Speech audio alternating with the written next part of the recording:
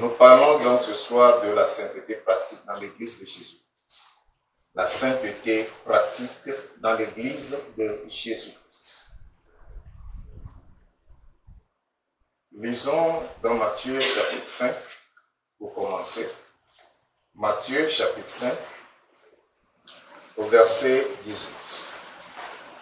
Matthieu chapitre 5, le verset 18, il nous dit: car je vous le dis en vérité, tant que le ciel et la terre ne passeront point, il ne disparaîtra pas de la loi un seul iota ou un seul trait de lettre jusqu'à ce que tout soit arrivé. Apocalypse chapitre 22, versets 18 et 19. Apocalypse chapitre 22, versets 18 et 19. Et je le déclare à quiconque entend les paroles de la prophétie de ce livre. Si quelqu'un y ajoute quelque chose, Dieu le frappera des fléaux décrits dans ce livre. Et si quelqu'un retranche quelque chose des paroles du livre de cette prophétie, Dieu retranchera sa part de l'arbre de la vie et de la vie sainte écrit dans ce livre. Amen. Amen. Ces deux passages que je viens de lire nous montrent que ce que la parole de Dieu déclare, ce que la parole de Dieu enseigne, ce que la parole de Dieu révèle, doit être enseigné et pratiqué dans sa totalité et que rien ne doit être laissé de côté, pour quelque raison que ce soit. Alléluia. Le Seigneur a dit qu'un seul trait de lettre, un seul iota, ne disparaîtra pas des écrits jusqu'à ce que tout soit accompli. Et dans Apocalypse, il nous met en garde parce qu'il y a un danger à retrancher ou à ajouter quelque chose à la parole de Dieu. C'est pour cela que ma prière, que Dieu nous accorde la grâce à pouvoir enseigner la totalité de la parole de Dieu, sans rien modifier, sans rien ajouter, sans rien retrancher. C'est le devoir pour lequel le Seigneur nous a appelés.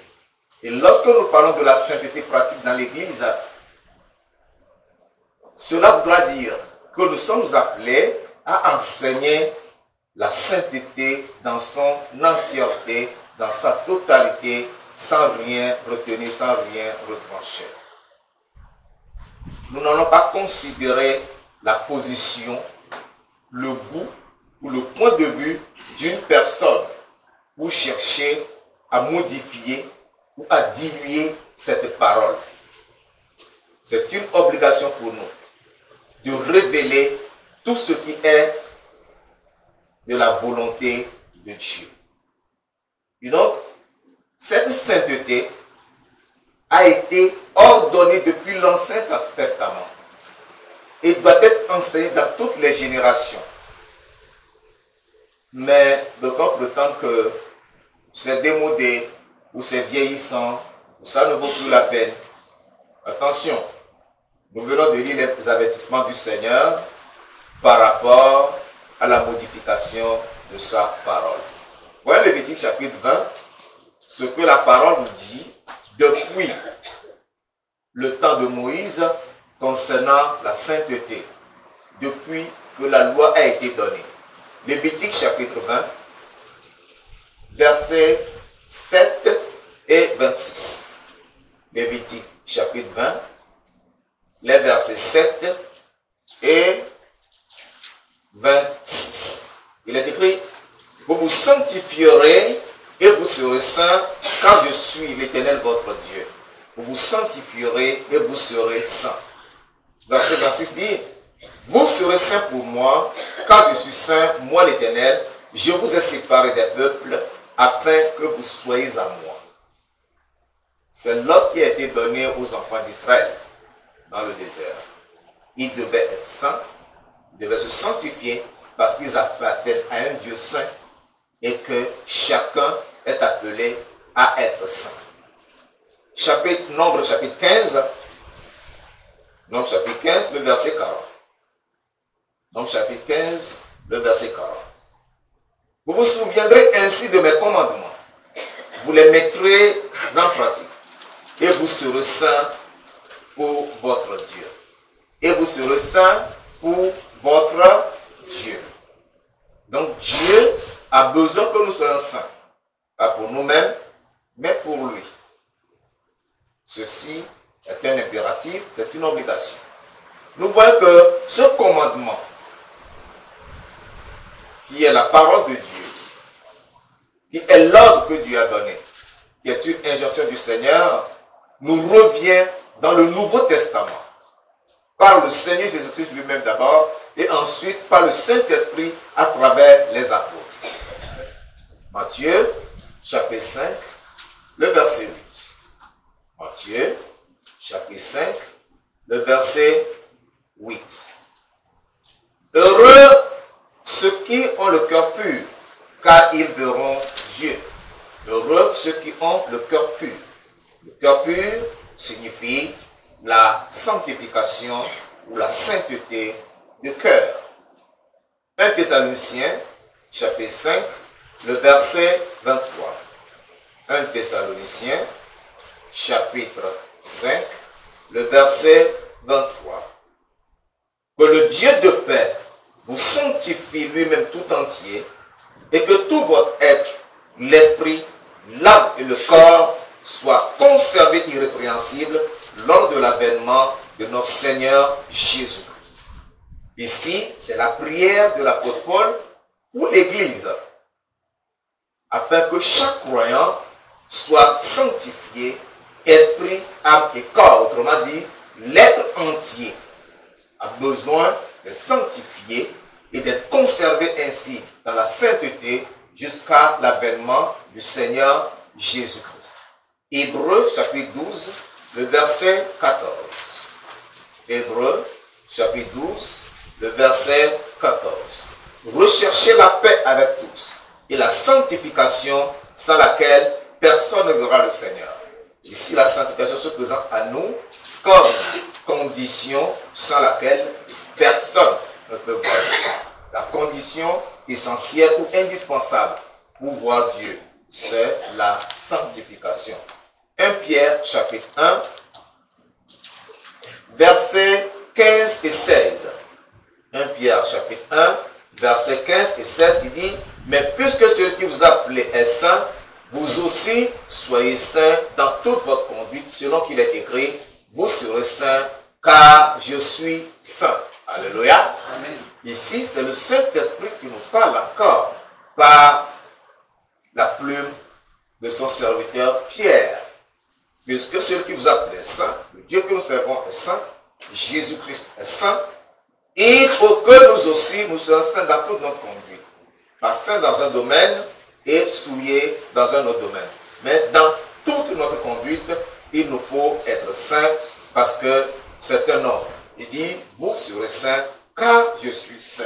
Et donc si tu connais le Dieu que tu sais que c'est le Dieu saint, et donc tu as le devoir d'être aussi saint. Et bien plus, la sanctification joue certains rôles dans notre vie. D'abord, la sanctification nous rapproche de Dieu. La sanctification nous rapproche de Dieu. C'est-à-dire que par la sanctification, la barrière entre l'homme et Dieu est ôtée. Cette barrière, c'est quoi? Qu'est-ce qui forme la barrière? Ce sont les souillures, c'est le péché, c'est l'iniquité, c'est la désobéissance. Mais lorsque tu es saint, il y a plusieurs choses en toi, et bien, tu es plus proche de Dieu. Deuxième élément, la sanctification nous assure de la protection divine.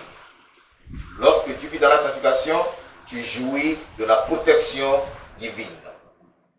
Non seulement la protection, mais la sanctification t'assure également la délivrance et l'intervention rapide du Seigneur pour notre victoire sur les circonstances adverses. L'intervention rapide, c'est-à-dire le Seigneur intervient rapidement dans ta vie pour t'assurer la victoire dans des situations adverses. Nous allons lire quelques passages bibliques pour confirmer les éléments que je viens de mentionner. Josué chapitre 3, le verset 5. Josué chapitre 3, le verset 5. Il est écrit, Josué dit au peuple, sanctifiez-vous car demain l'Éternel fera des prodiges au milieu de vous. Alléluia. Pour que l'Éternel descende au milieu du peuple, pour que l'Éternel se rapproche du peuple, il ordonne que le peuple soit sanctifié. Nous comprenons que la sanctification nous rapproche vraiment de Dieu. Ou que la sanctification attire la présence de Dieu dans l'assemblée de son peuple. 1 Samuel, chapitre 16, le verset 5.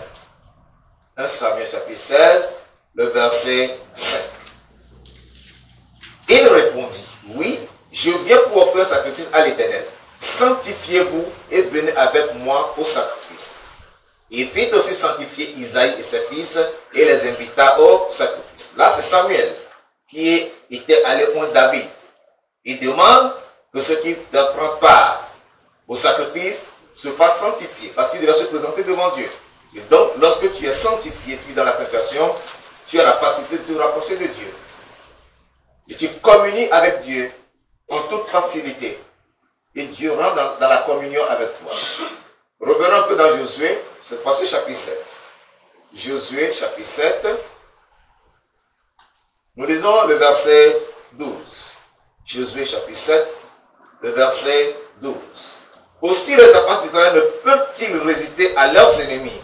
Ils tourneront le dos devant leurs ennemis, car ils sont sous l'interdit. Je ne serai plus avec vous si vous ne détruisez pas l'interdit du milieu de vous. Voilà. Le péché est rentré dans le camp, Dieu les a abandonnés. Donc nous comprenons aussi que par la sanctification ou par la sainteté, eh bien, le secours de l'Éternel se manifeste toujours dans nos vies. Lorsqu'il y a l'adversité, lorsqu'il y a l'opposition, lorsqu'il y a le combat, Dieu nous secourt. Mais s'il n'y a pas la sainteté, eh bien, Dieu nous abandonne. Et son intervention nous est privée.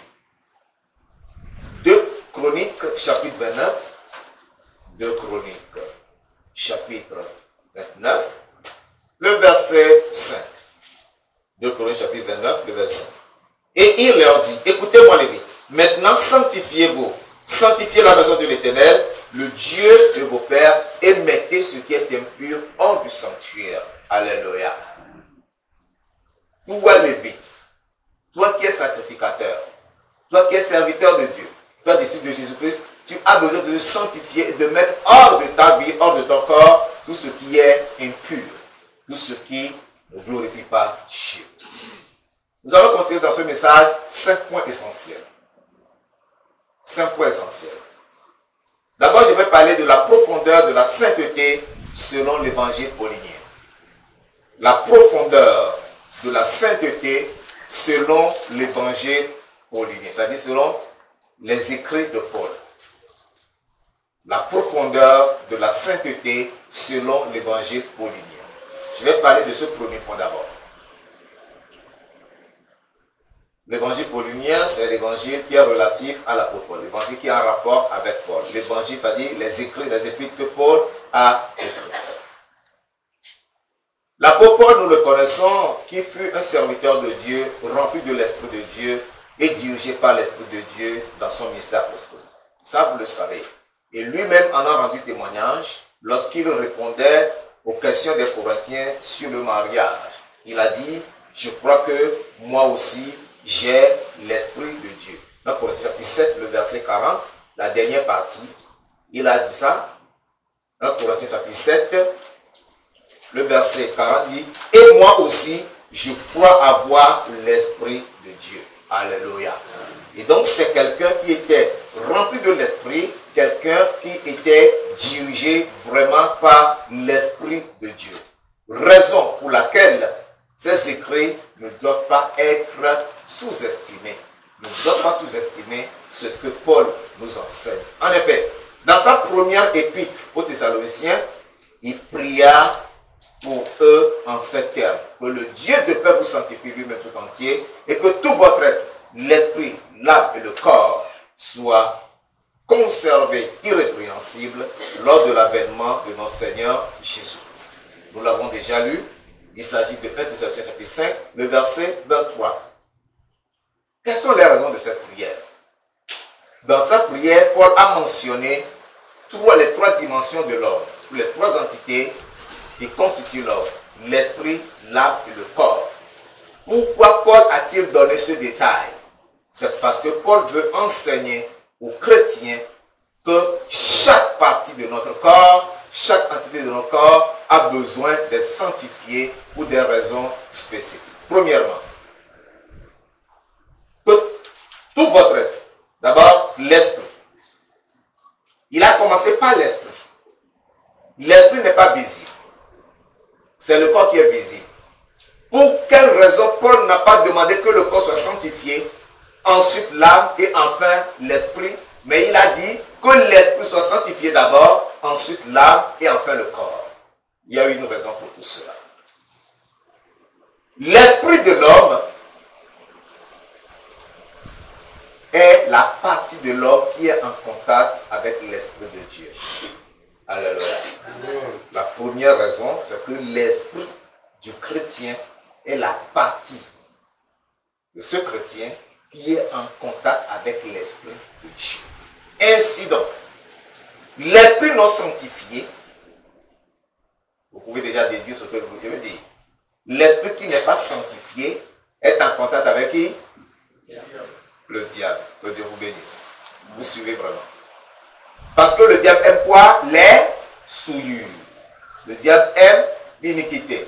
Le diable aime l'impureté. C'est pour cela que vous allez voir que celui qui n'est pas sanctifié aura de la préférence pour le péché, pour les œuvres de la chair.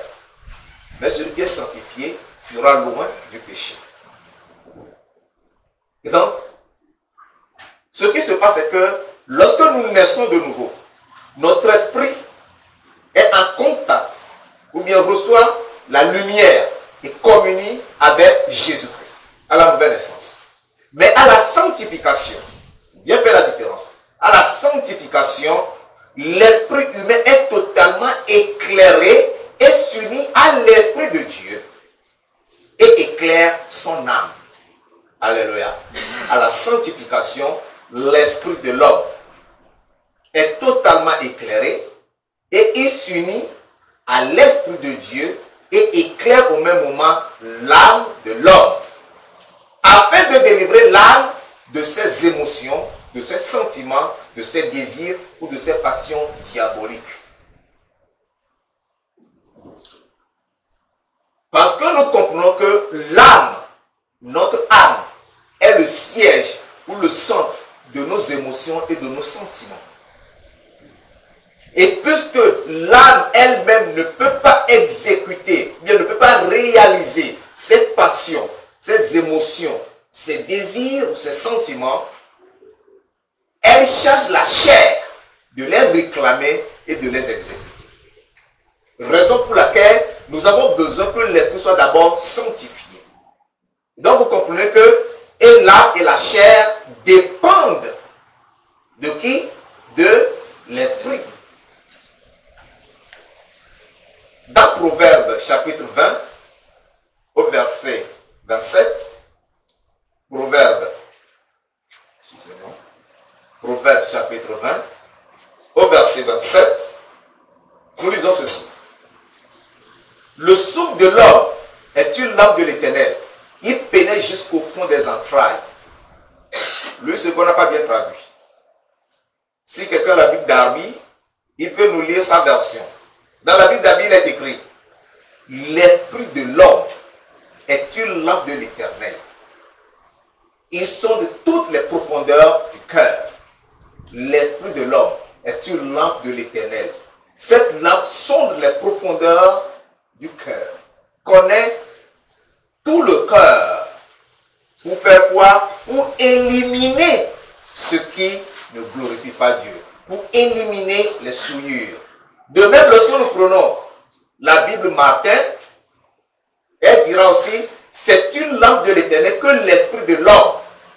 Elle sonne jusqu'aux choses les plus profondes. Alléluia. C'est une lampe de l'Éternel que l'esprit de l'homme. Ton esprit, c'est la lampe de l'Éternel. C'est ton esprit que se sert Dieu pour regarder au-dedans de toi, pour voir ce qui se passe dans ta vie. Alléluia. Tant que ton esprit n'est pas sanctifié, il demeure une lampe de qui? Du diable. Et le diable aime les œuvres des ténèbres. Lorsque nous prenons Galates chapitre 5, nous allons le lire ensemble, vous allez découvrir. Galates chapitre 5, du verset 19 au verset 21, nous allons découvrir là les œuvres de la chair, qui sont les œuvres que le diable aime. Or, les œuvres de la chair sont manifestes. Ce sont l'impudicité, l'impureté, la dissolution, l'idolâtrie, la magie, les inimitiés, les querelles, les jalousies, les animosités, les disputes, les divisions, les sectes, l'envie, l'ivrognerie, les excès de table et les choses semblables. Je vous dis d'avance, comme je l'ai déjà dit, que ceux qui commettent de telles choses n'hériteront point le royaume de Dieu. Alléluia. Amen. Le temps ne me permet pas d'expliquer en détail chaque œuvre de la chair. On les appelait les œuvres de la chair. Chaque œuvre a sa dimension. Chaque œuvre a son champ d'action. Voilà ce que le diable aime. Et dans le cœur de sanctifié, c'est le rôle qu'il joue en nous. Mais, étant sanctifié, le cœur devient quoi? Une lampe de l'Éternel. Notre cœur devient une lampe de l'Éternel qui te conduit, toi, le chrétien, à porter le fruit de l'esprit. Toujours dans Galates chapitre 5 au verset 22. Il nous dit, mais le fruit de l'esprit, c'est l'amour, la joie, la paix, la patience, la bonté, la bénité, la fidélité, la douceur, la tempérance. Alléluia. Amen. Le fruit de l'esprit. Lorsque tu es sanctifié, il faut que le fruit de l'esprit se retrouve en toi. Et selon ma compréhension du fruit de l'esprit, vous allez découvrir tout à l'heure que nous avons lu 9 choses. Je les appelle d'abord choses. 9 choses. Selon moi, il ne s'agit pas de 9 fruits, mais il s'agit plutôt de 9 vertus qui constituent le fruit de l'esprit ou des 9 parties du fruit de l'esprit. Parce que lorsqu'on parle de 9 fruits, par exemple, je donne par exemple l'exemple de l'avocat ou de la mangue. Lorsque nous prenons l'avocat, il y a plusieurs éléments qui forment l'avocat lorsque tu as un fruit d'avocat dans ta main. Quand tu prends l'avocat, tu trouves d'abord la peau. Il y a la peau. Ensuite quoi? Quand on enlève la peau, on trouve quoi? On trouve la chair. C'est ça qu'on mange. Lorsqu'on dépasse la chair, qu'est-ce qu'on trouve? On trouve le noyau. Mais avant le noyau, il y a quoi? Qu'est-ce qu'il y a tout le noyau? Il y a une pellicule. Il y a une pellicule. Voilà tous ces éléments qui forment l'avocat. Le noyau n'est pas l'avocat. La pellicule n'est pas l'avocat. La chair que nous mangeons n'est pas l'avocat. La peau n'est pas l'avocat. Ce sont tous ces éléments réunis qui forment l'avocat. Dans le fruit de l'esprit, ce sont les 9 vertus. Et tu ne peux pas dire que tu as 5 fruits, 7 fruits, 8 fruits de l'esprit et qu'il te manque et qu'il t'en manque un. Non. Soit tu as le fruit de l'esprit, soit tu ne l'as pas. Alléluia. Amen. On doit voir le fruit de l'esprit. Les 9 vertus doivent se trouver en nous pour certifier que nous sommes réellement sanctifiés. Et comme je l'ai déjà dit, le deuxième élément, parce que nous venons de parler de l'esprit, le deuxième élément qui est l'âme.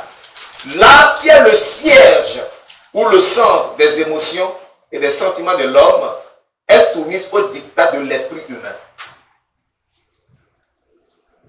L'âme ne peut jamais être libérée des mauvais désirs tant que l'esprit n'est pas sanctifié. L'âme, ton âme, ne peut jamais être libérée des désirs charnels, des œuvres de la chair, des mauvais désirs, des sentiments uniques, tant que ton esprit n'est pas sanctifié. Or, la sanctification de l'âme est plus difficile à obtenir. Ce n'est pas facile que l'âme soit sanctifiée. Parce que c'est le siège de tous les sentiments, de tous les désirs, de toutes les pensées, de tous les péchés. Vous imaginez? Et ces péchés se sont enracinés là, dans l'âme. c'est pas facile de les déraciner. Mais une fois que l'âme est délivrée, le corps aussi, c'est-à-dire la chair aussi, est délivrée. Parce que la racine de la chair se trouve enfouie dans l'âme. Gloire à Dieu. Romains chapitre 11, le verset 16. Romains chapitre 11, le verset 16 dit: Or, si les prémices sont saintes, la masse l'est aussi. Et si la racine est sainte, les branches le sont aussi. La racine. La racine. Parce que la racine est sainte. Eh bien, les branches aussi sont saintes. Parce que les prémices sont saintes, la masse aussi est sainte. Donc, tout doit partir de l'esprit. Nous devons travailler la sanctification de notre esprit, de notre âme, et enfin de la chair. Le troisième élément, c'est la chair. La sanctification de la chair, ou le corps. Ou le corps. Le corps n'est qu'un exécutant des ordres qu'il reçoit de l'âme.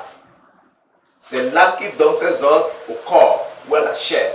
Et le corps ne fait que exécuter l'ordre que l'âme lui donne.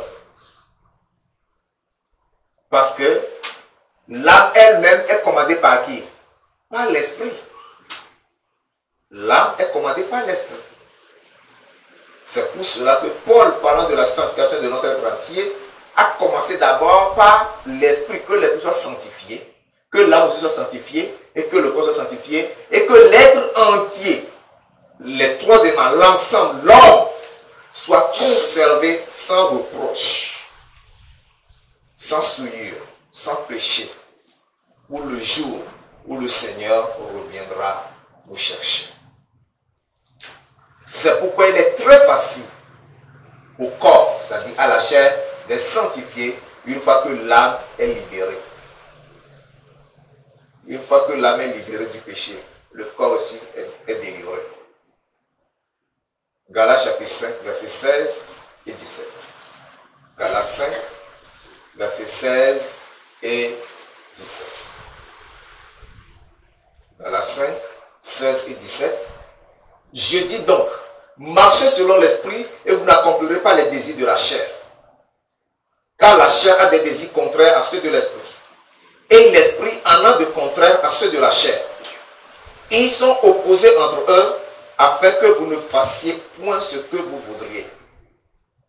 L'esprit sanctifié est s'unit avec l'esprit de Dieu et en communion avec l'esprit de Dieu.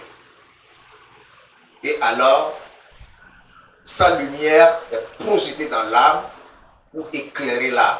L'âme éclairée, c'est le corps aussi qui est illuminé. Alléluia. Amen. Ainsi, nous devons bien comprendre que la sanctification, la vraie sanctification, la sanctification véritable, commence de l'intérieur et non de l'extérieur. La sanctification commence de l'intérieur vers l'extérieur. Toute sanctification qui commence de l'extérieur vers l'intérieur est une fausse sanctification et fera de ce chrétien un chrétien hypocrite ou conformiste.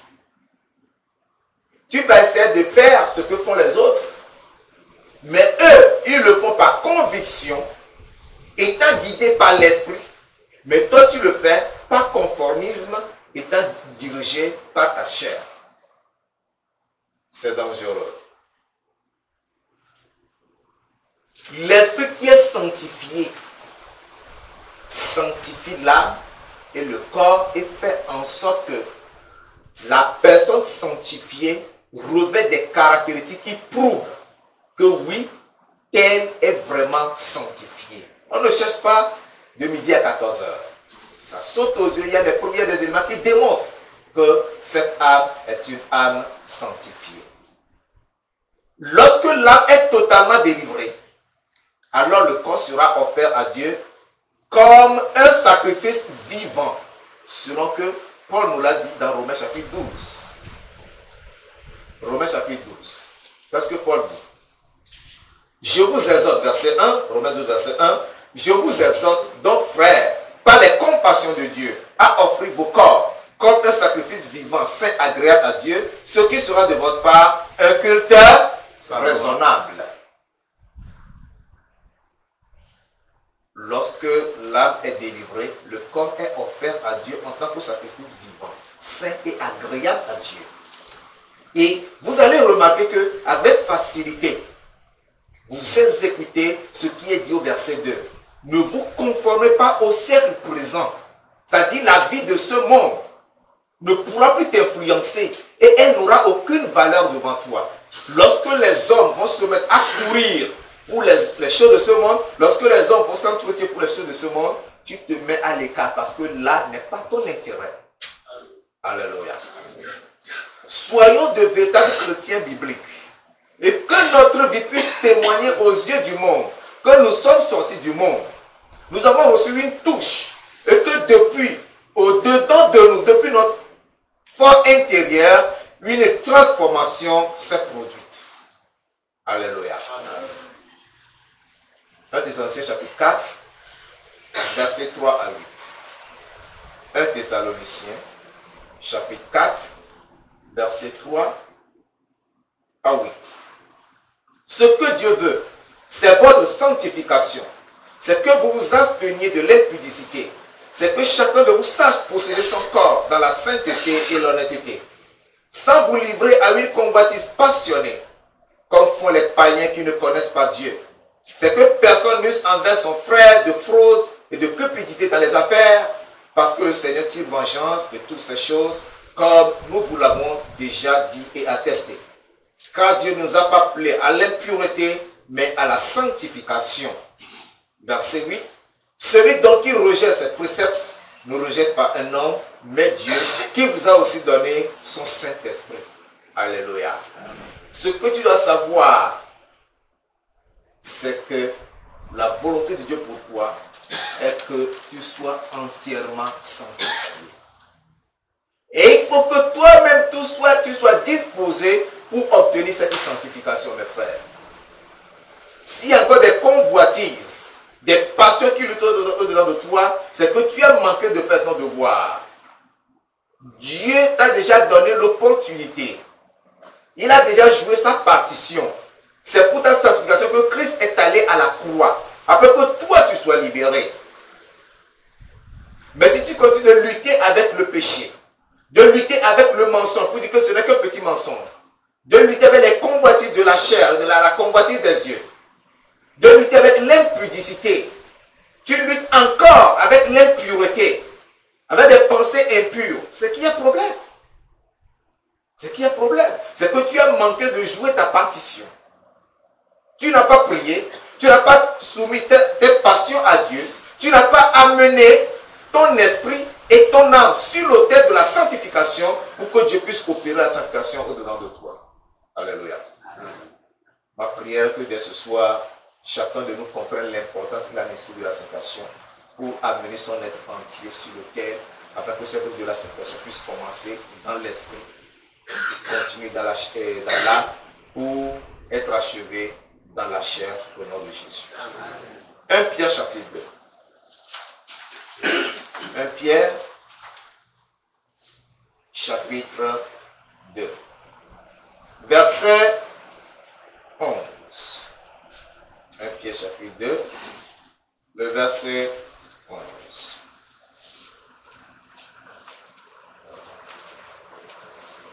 Il a dit.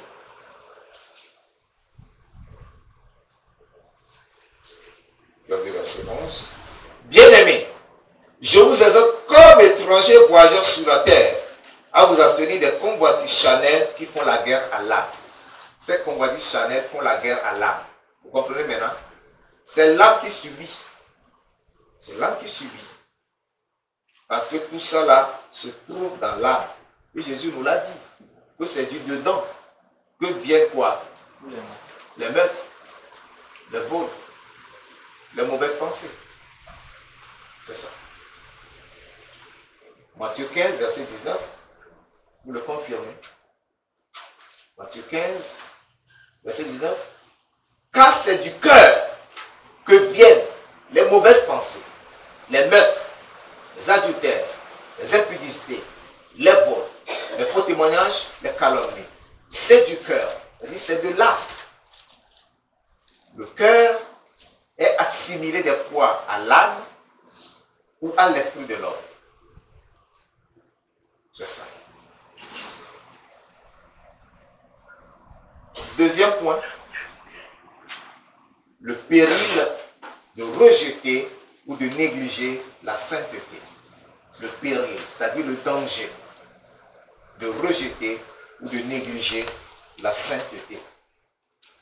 Le péril de rejeter ou de négliger la sainteté. Il y a un danger lorsque la sainteté est rejetée, lorsque toi tu dis non, je serai dans l'église, je peux prêcher, je peux servir, mais ça, c'est dont tu parles là, ce n'est pas mon problème.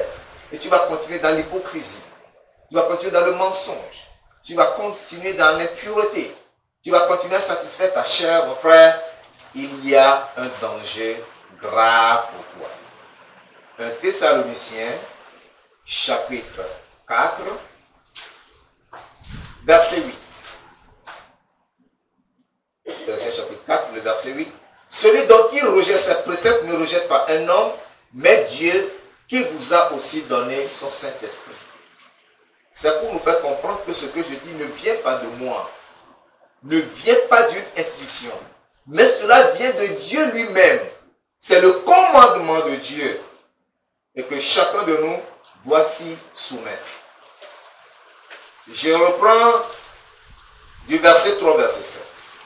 1 Thessaloniciens chapitre 4, verset 3, verset 7 dit: ce que Dieu veut, c'est votre sanctification, c'est que vous vous absteniez de l'impudicité, c'est que chacun de vous sache posséder son corps dans la sainteté et l'honnêteté, sans vous livrer à une convoitise passionnée, comme font les païens qui ne connaissent pas Dieu. C'est que personne n'use envers son frère de fraude et de cupidité dans les affaires, parce que le Seigneur tire vengeance de toutes ces choses, comme nous vous l'avons déjà dit et attesté. Car Dieu ne nous a pas appelés à l'impureté, mais à la sanctification. Si tu rejettes tout ceci, Dieu dit, moi j'ai déjà pris toutes mes saintetés, mes dispositions. Et ce que je veux pour toi, c'est que tu sois sanctifié. C'est que tu puisses dominer tous ces désirs de la chair pour que tu sois agréable à moi. Mais quand toi tu dis, moi je n'ai pas ce temps, je vis ma vie comme je la comprends, tu as des problèmes. Non seulement il y a un danger que tu encours, mais tu fais encourir à toute l'assemblée un danger. Parce que par ton manque de sanctification, tu vas affecter toute l'assemblée. Et comme on le dit, 8 mois pourris contaminent tout le tout pourrir. C'est ça. Tout comme une seule dent pourrie fait sentir la mauvaise odeur à toute la bouche. C'est pas comme ça qu'on dit ça. Donc si tu refuses la sanctification, mais tu es dans l'assemblée, tu constitues un danger. Qu'est-ce que cela entraîne? Le rejet ou la négligence de la sanctification. Premièrement, ça entraîne la séparation d'avec Christ. La séparation d'avec Christ. C'est-à-dire que tu n'es pas en communion avec Christ. Tu es séparé de Christ. La séparation. Deuxième élément, ça va t'amener à une vie licencieuse, c'est-à-dire à une vie charnelle, à une vie débridée, une vie sans frein, une vie sans contrôle.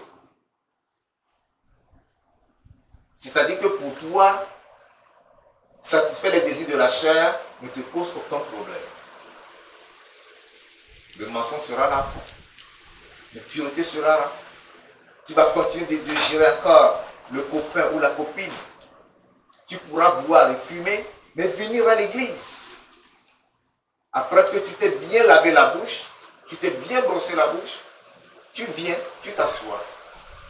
Et tu es un saint aux yeux de nous tous, alors que tu fais autre chose. Tu loges l'homme, mais tu es une sainte sœur. Une vie licencieuse. Une vie qui se permet toutes sortes de plaisirs et de volupté. Le rejet de la sanctification entraîne les divisions dans l'Église. Les divisions, les jalousies et les disputes. Les divisions, les jalousies et les disputes. Le rejet de la sanctification, ou la négligence de la sanctification, entraîne la mort spirituelle. Tu es vivant, mais tu es mort spirituellement. Et tu peux contaminer facilement tous ceux avec qui tu es en contact. Cette mort pourra leur être transmise facilement. Cinquième élément, les influences démoniaques et la présence des agents du diable dans l'assemblée. C'est-à-dire que par toi, les démons peuvent rentrer dans l'assemblée, influencer les frères et les sœurs, influencer même le culte, influencer les activités de l'église. Parce que par toi, il y a une brèche ouverte. Il y a une brèche ouverte. Jésus dit, l'ennemi est venu, le mal est venu, il n'a rien trouvé en moi. S'il avait trouvé quelque chose en lui, il aurait criblé. Mais si l'ennemi vient dans l'assemblée et trouve quelque chose dans l'assemblée, que se passerait-il? Lorsque Akan a vu le lingot d'or et le manteau, il les a dérobés cachés dans sa tente, il s'est passé quoi? Dieu a quitté toute l'assemblée. L'assemblée a été, et l'armée d'Israël a été battue. Jésus a voulu envoyer un grand nombre de soldats. On lui a dit non, Haï c'est une petite ville, non. Quelques hommes seulement suffiront, on ne donne pas cette fatigue à tout le peuple. Quand ils sont allés, les soldats d'Haï ont étalé au sort 6 Israélites. Lorsqu'ils ont vu ça, ils ont pris la fuite.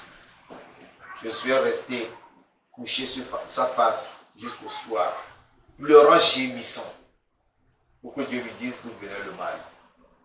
Et finalement, l'origine du mal a été révélée à cause d'Akan seul, d'où Haï était battu. De la même manière, lorsqu'un chrétien, un ouvrier, un serviteur de Dieu refuse la sanctification, c'est que toute l'assemblée est livrée au diable. Vous êtes d'accord avec moi? C'est pourquoi nous devons faire très attention. Et finalement, ton héritage sera où? L'enfer. L'héritage que tu auras, c'est l'enfer. Et plusieurs de l'assemblée pourraient aussi descendre en enfer avec toi. Parce que tu les as impactés, parce que tu les as influencés. Parce que par toi, les sorciers sont rentrés dans l'église, ils ont manipulé les gens, ils ont manipulé les vies des gens, ils ont manipulé les foyers des gens, ils ont manipulé les affaires des gens, ils ont manipulé toutes les familles entières. C'est ainsi que toute l'assemblée deviendra charnelle. Il y aura la présence de toutes sortes de pratiques pécheresses. Et cela va amener toute l'assemblée en enfer. On pourra se rassembler, prier. Les miracles pourront s'opérer. Mais Dieu n'est plus présent. Comme l'a dit quelqu'un, quand le Saint-Esprit vient, tout le monde est au courant. Tout le monde sait qu'il est là. Mais lorsqu'il part, il ne dit plus au revoir. Il ne signera plus son départ. On peut encore avoir des visions, avoir des révélations, recevoir des messages, guérir les malades, délivrer les possédés, mais Dieu n'est plus avec nous. Parce que lorsqu'il donne le don, il ne s'en rend pas. Il ne le retire. Faisons très attention, cherchons et possédons la sanctification. Alléluia. Amen. Troisième point, la pratique de la sainteté. La pratique de la sainteté. La sainteté, nous devons savoir que c'est une vie pratique. D'abord, la sainteté, c'est une pratique. Ce n'est pas des mots en l'air, ce n'est pas des paroles en l'air, mais c'est la vie pratique, c'est la vie en action. C'est ce qu'on appelle la sainteté. Galates chapitre 5, le verset 22. Mais le fruit de l'esprit, c'est l'amour, la joie, la paix, la patience, la bonté, la bénignité, la fidélité, la douceur, la tempérance. La vie sanctifiée doit exhiber, doit démontrer les 9 vertus constituent ce que la Bible appelle le fruit de l'esprit. Et le fruit de l'esprit est visible à l'œil nu. Ce qui est cité là, que nous avons lu. Quand tu aimes, quand tu as l'amour, ça se sent, ça se voit. Dans tes comportements, dans tes paroles, dans tes actions, on sent que tu as l'amour. Et tu n'aimes pas pour un intérêt. Lorsque l'amour que tu as est une vertu de l'esprit, eh bien, ça se voit à l'œil nu. Tu n'agis pas parce que tu guettes un intérêt. Tu guettes une récompense. Non, tu le fais parce que l'amour remplit ton cœur jusqu'à le déborder. Alléluia. Lorsque nous parlons du fruit de l'esprit, nous remarquons 9 vertus. Ici, je vais les détailler par la grâce de Dieu. Je vais les détailler, mais pas d'autres, je ne vais pas lire les autres versets pour soutenir les détails que je vais donner compte tenu du temps. Lorsque je prends l'amour, la première vertu, l'amour consiste à prendre soin les uns des autres et à rechercher ce qu'il y a de mieux pour les autres. Alléluia. Prendre soin les uns des autres, à rechercher ce qu'il y a de mieux pour les autres, sans vouloir tirer quoi que ce soit pour soi-même. C'est ça l'amour. L'amour ne cherche pas ses propres intérêts, mais l'amour cherche l'intérêt d'autrui. C'est ça l'amour. La joie. Deuxième élément, la joie. La joie, c'est le sentiment de contentement basé sur l'amour. Quand tu as l'amour, tu dois avoir la joie. L'amour n'est pas source de tristesse, ou de colère, ou de nervosité. L'amour démontre la joie. Et donc le sentiment de contentement basé sur l'amour, sur la grâce, sur la bénédiction, sur les promesses et la proximité de Dieu à ceux qui croient en Jésus-Christ. C'est-à-dire que ta joie vient du fait que tu as l'amour, tu as la grâce, tu as la bénédiction de Dieu, tu as toutes les promesses de Dieu. Et tu es proche de qui? De Dieu. Et tu es rassuré que partout où tu es, Dieu est avec toi. Les regards de Dieu ne s'éloignent pas de toi. Troisièmement, la paix. La paix, c'est cette quiétude du cœur, la tranquillité du cœur. C'est ce qu'on appelle encore la taraxie. Ton âme est apaisée. Donc c'est la quiétude du cœur et de l'esprit, basée sur la prise de conscience que tout est en ordre entre le croyant et son Dieu, et son Père Céleste. Quand tout est en ordre, tu es conscient que tout est en ordre entre toi et Dieu, tu as la paix. Si tu es privé de la paix, c'est qu'il y a la condamnation dans ton cœur. Et la parole de Dieu nous dit que il n'y a point de condamnation pour ceux qui sont en Jésus-Christ. Mais il ne suffit pas de dire que je suis en Jésus. Il faut que tu puisses obtenir la paix, qui est une partie du fruit de l'esprit, ou qui est une vertu de l'esprit. Il faut que tu aies cette paix. La patience. La patience, c'est la persévérance, ou la patience à toute épreuve. La patience est là à la colère et au désespoir. La patience ne s'enflamme pas. La patience ne se décourage pas. La patience garde toujours l'espoir. La patience marche lentement, mais sûrement vers le but.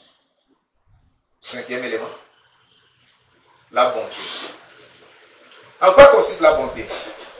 La bonté consiste à ne pas vouloir blesser l'autre, ni lui causer de douleur.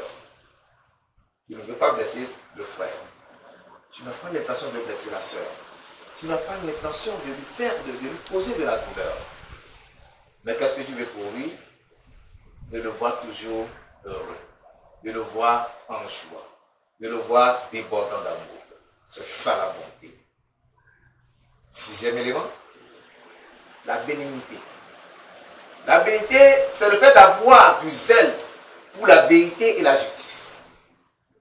Le zèle pourquoi? La vérité et la justice. C'est ce qu'on appelle la bénignité. Mon frère, chrétien, si tu ne défends pas la vérité, si tu n'es pas prêt à planter la vérité là où elle n'existe pas, ta vie chrétienne est un sérieux problème. Si tu n'es pas prêt à défendre la justice, c'est que ta vie chrétienne a des problèmes. Oui. Donc, tu dois avoir du zèle pour la vérité et la justice. Tu dois détester le mal. Détester le mal, rejeter le mal. Et cela peut s'exprimer par des actes de bonté que tu vas poser. Des actes de bonté. Regardons cette femme. Puis lorsque Jésus était rentré dans la maison, c'était mis sur ses genoux, a versé ses larmes sur les pieds de Jésus, avec ses cheveux, s'est mise quoi, à faire quoi? À essuyer les pieds de Jésus. Et à répandre du parfum sur Jésus. Ça, c'est un acte de quoi? De bonté. Jésus ne lui a pas demandé. Lorsque les gens ont voulu critiquer, il a dit à celui qui l'a invité, mais depuis que je suis rentré chez toi, tu ne m'as pas donné de l'eau pour me laver les pieds. Mais cette femme, avec ses larmes, il a mouillé mes pieds, avec ses cheveux, elle les essuie et elle répand du parfum sur lui. Cela voudra dire quoi? Il voudra dire que cette femme a un amour profond pour Christ, pour avoir été pardonnée de ses nombreux péchés. Si tu reconnais ainsi que Dieu t'a pardonné, eh bien, tu as manifesté cet acte de bonté, ou bien c'est ça, tu as multiplié les actes de bonté dans ta vie. Et ces actes de bonté, nous les manifestons en reprenant ou en corrigeant le mal. Ce n'est pas parce que tu es bon que tu vas tolérer le mal, non. La bonté ne te pousse pas à tolérer le mal. Tu dois reprendre le mal, tu dois corriger le mal. Alléluia. Septièmement, la fidélité. La fidélité. La fidélité, c'est une ferme et inébranlable loyauté vis-à-vis d'une personne à laquelle on est uni par les liens de promesse, d'engagement, de confiance et d'honnêteté. C'est ce qu'on appelle la fidélité. Je reprends. Une ferme et inébranlable loyauté vis-à-vis d'une personne à laquelle on est uni par les liens de quoi? De promesse, d'engagement, de confiance et d'honnêteté.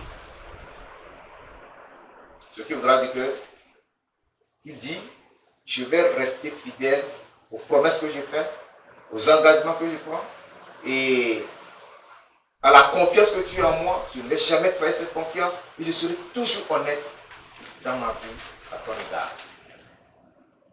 Et si nous connaissons cela, eh bien, nous aurons la confiance de Dieu.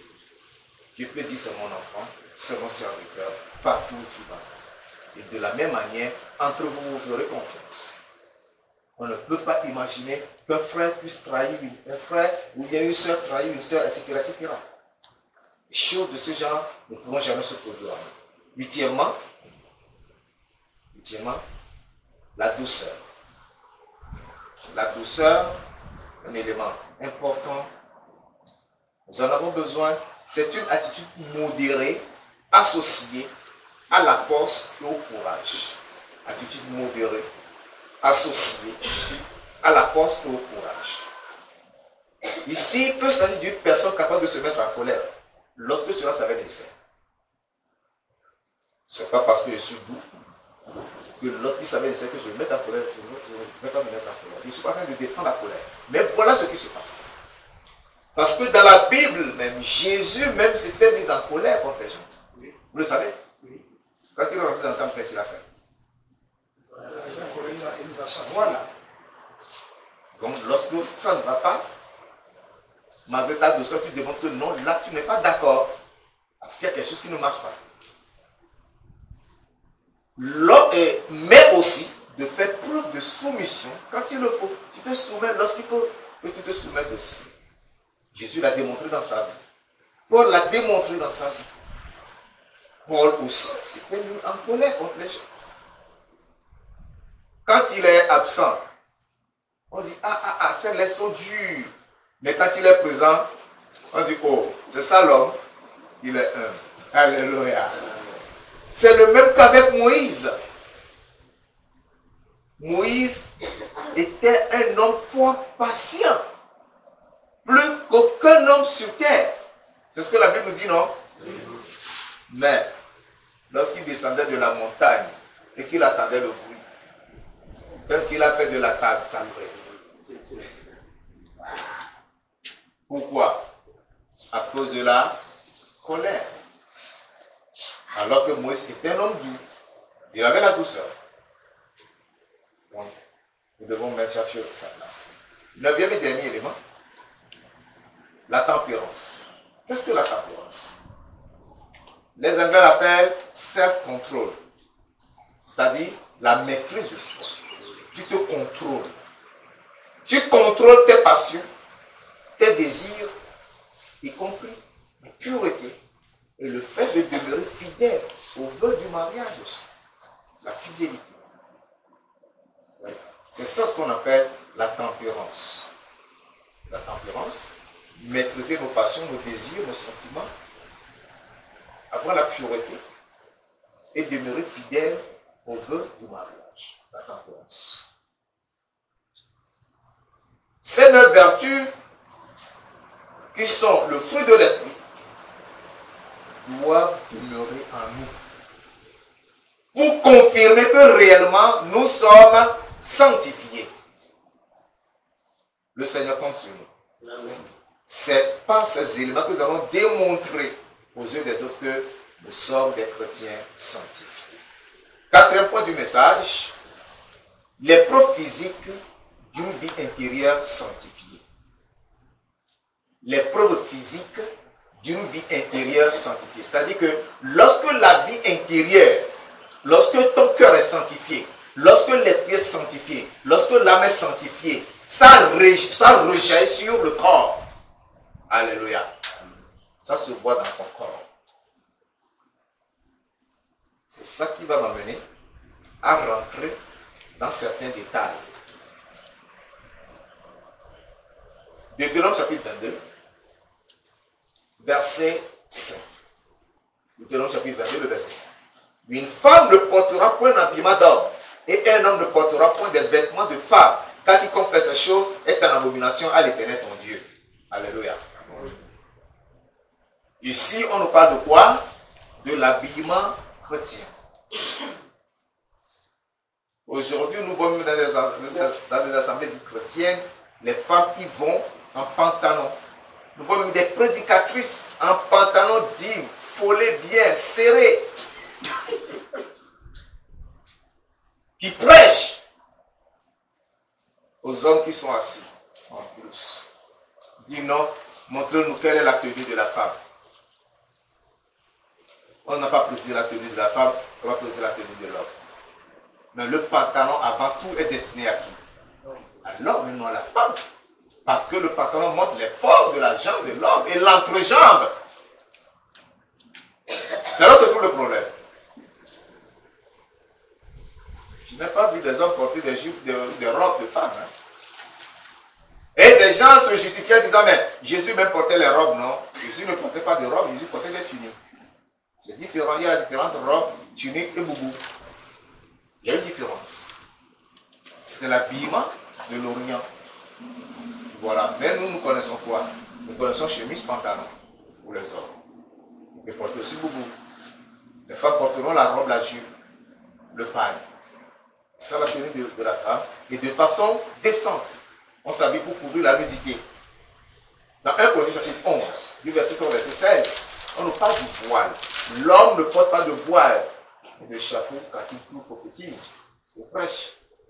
Mais la femme doit avoir la marque de l'autorité dont elle dépend sur la tête lorsqu'elle prophétise ou lorsqu'elle prie. Alléluia. C'est pour cela que la femme doit se voiler. 1 Corinthiens 11, du verset 3, verset 16. Corinthiens 11, verset 3, verset 16. Maintenant, 1 Timothée, chapitre 2, verset 9 et 10.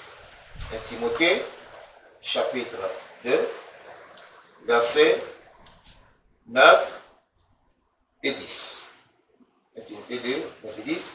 Je veux aussi que les femmes vêtues d'une manière décente avec pudeur et modestie, ne se parle ni de tresses, ni d'or, ni de perles, ni d'habits somptueux, mais qu'elle se parle de bonnes œuvres, comme il convient à des femmes qui font profession de servir Dieu. Alléluia. Que les femmes ne se parlent ni de tresses. C'est la parole de Dieu. Quelqu'un dira non, c'est là seulement que c'est écrit, c'est pas ce qui en a parlé. Non. 1 Pierre, chapitre 3. 1 Pierre, chapitre 3. Ce sont des choses qui ont été négligées depuis fort longtemps.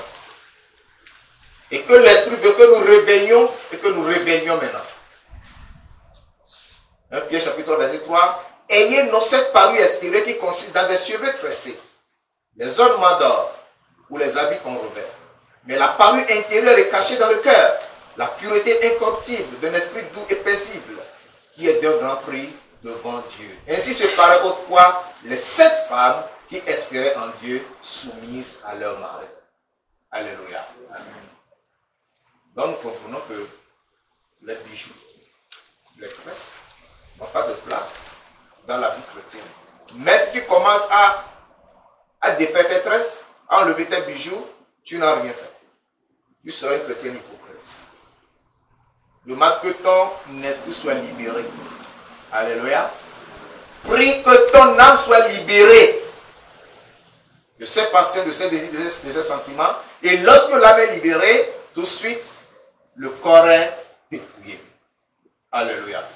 La facilité, ça vient de l'intérieur. Et non de l'extérieur pour l'intérieur. Les gens font peur aux gens.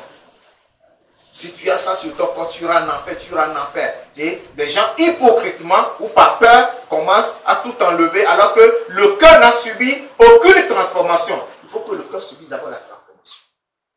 C'est de là que vient la beauté dont nous parle Pierre ici. La beauté intérieure.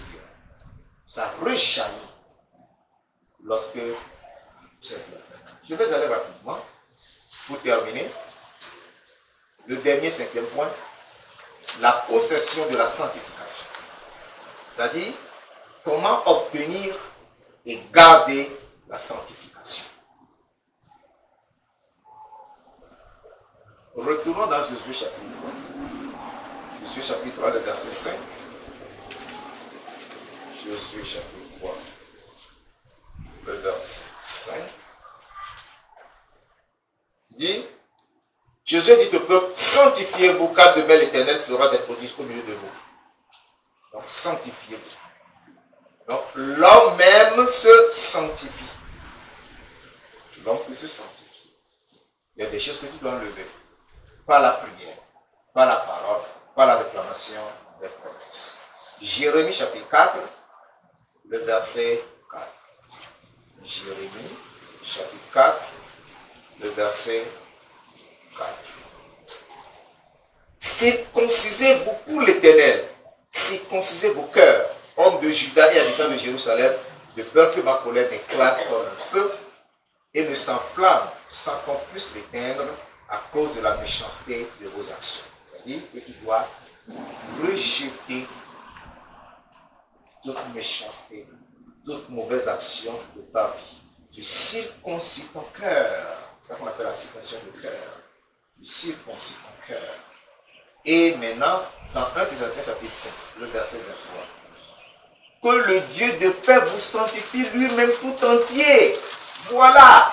Dieu a déjà joué son rôle. Rappelle à Dieu, Dieu, voilà la promesse que tu me donnes. Maintenant que moi-même j'ai pris le devant, que je le fais, exécute ce que tu m'as promis. Alléluia. Amen. Et dans sa fidélité, le Seigneur l'accompagne. Mais, si tu n'as pas le désir, la soif des sanctifiés, tu ne le pourras pas. Nous lisons notre dernier verset, après quoi nous allons prier. Jean, chapitre 7, verset 37. Jean, chapitre 7, le verset 37. Il est écrit, le dernier jour, le grand jour de la fête, Jésus se tenant debout s'écria, si quelqu'un a soif, qu'il vienne à moi et qu'il boive. Il te faut cette soif et ce désir intense d'être sanctifié. Et lorsque ce désir t'anime et que tu vas devant le Seigneur pour le lui exprimer, il va t'écouter. Alléluia. Il ne faut pas aller parce qu'il faut aller. As-tu le désir? As-tu compris l'importance de la sanctification? As-tu compris la nécessité d'une vie sanctifiée? Si tu l'as compris, alors va au Seigneur, parle-lui et il agira dans ta vie. Prions le Seigneur.